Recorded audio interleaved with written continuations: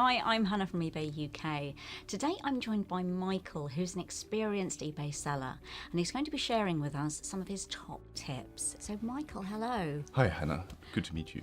So if we can just start by talking a little bit about you and your business and Certainly. the kind of things that you sell. Okay, so it's started as a part-time project when I was at university, and basically upon graduation I just thought, what do you want to do after? So I set up the company. It was back in January 2017, and it's been growing really fairly fast. Great. So only 2 years in now. Yes, that's correct, and it's 2 years full-time, and at this moment we're just moving into our first office, and we're just gradually taking on staff, and it's quite a learning process, but really enjoying it. Great. And whereabouts are you located?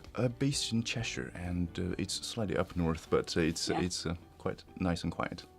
So tell me about the kind of things that you sell. So we predominantly do consumer electronics, so a mixture of refurbished and new stock. So what's your top tip for selling on eBay? There's probably a few tips, and one of the tips I would obviously each company is different and each seller is different, they have their own story.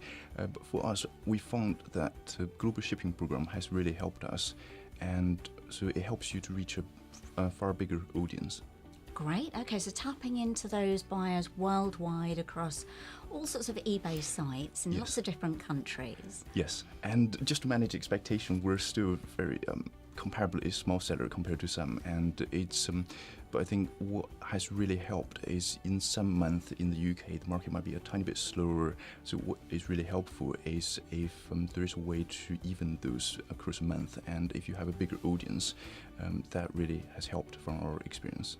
Great. And I suppose in other categories there are peaks and troughs in sales, and it helps to even out some of that. Exactly, and I guess the only caveat is working out if your category is international shipping friendly, if that makes sense. If it's really heavy stuff you ship, then perhaps have a consider whether it's something you can handle, the returns, that sort of thing internationally, if that makes sense. And you can opt in or out of the global shipping program on each individual listing, can't you? So you can really customize that. Yes, and I think having that flexibility is really helpful, because if you find, here's a really large item, it's really expensive to sell, and I'm just not quite sure about it, then perhaps not take it. But it's having that flexibility, as you mentioned. So tell me about the first time your business got an order through the global shipping program. It was really simple and really straightforward. We just had the order come through, and we looked at the address, and it was a global shipping program, and it just worked very seamlessly. Sounds very easy. So there must have been a time when you weren't using the global shipping program. If you were to put yourself in the shoes of somebody who's maybe thinking about doing it, is a little unsure, what would you say to them? I think definitely try to opt in, and selectively perhaps opt in for some of your listings that you're quite confident that works for the global shipping format, because it's potentially letting you reach a far bigger audience. And of course, I know that for smaller items and lower value items, you can sometimes ship directly with real mail, etc.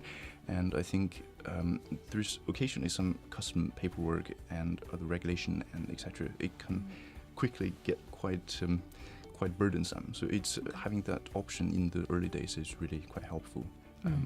So it's quite attractive that it's taken care of for you. Really. Yes, absolutely. I think that's a really good tip. Thank you so much, Michael.